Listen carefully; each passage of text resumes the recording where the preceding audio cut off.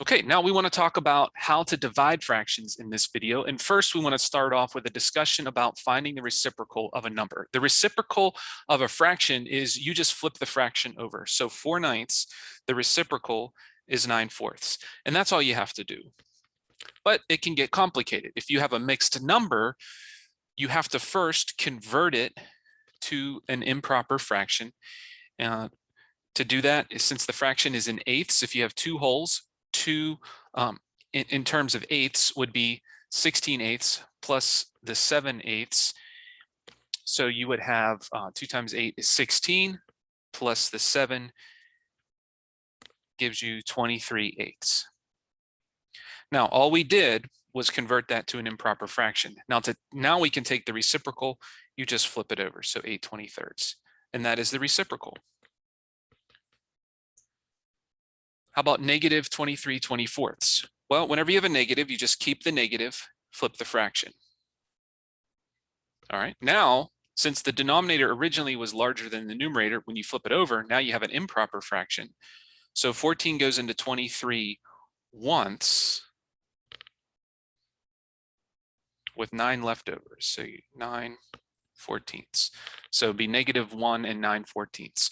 Now, often you're not really going to convert the reciprocal to a mixed number unless you're asked to. It's enough just to leave it as an improper fraction there. Okay, now how about if you have just a whole number 8? Well, it's not a fraction, but you can make any whole number a fraction by placing it over 1.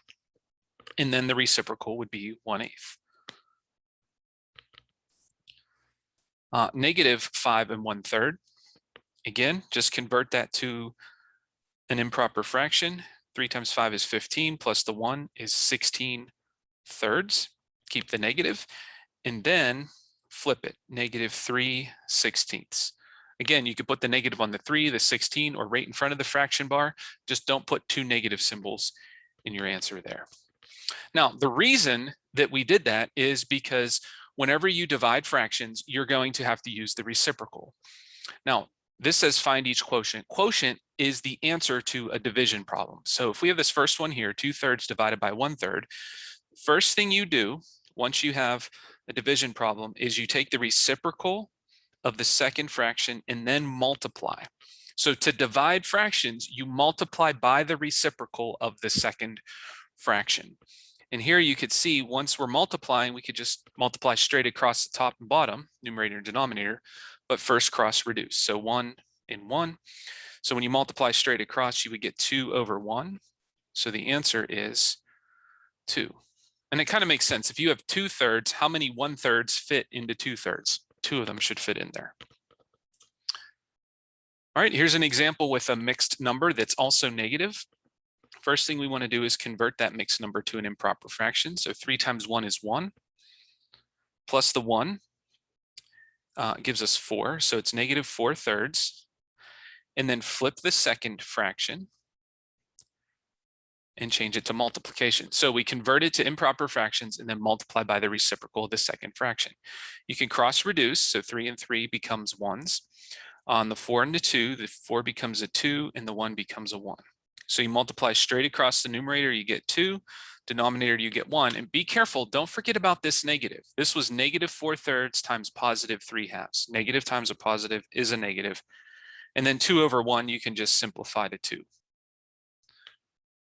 Okay, so the answer is -2. That kind of looks like a 4 there almost, but don't be deceived. Okay, so -9/10 divided by 3.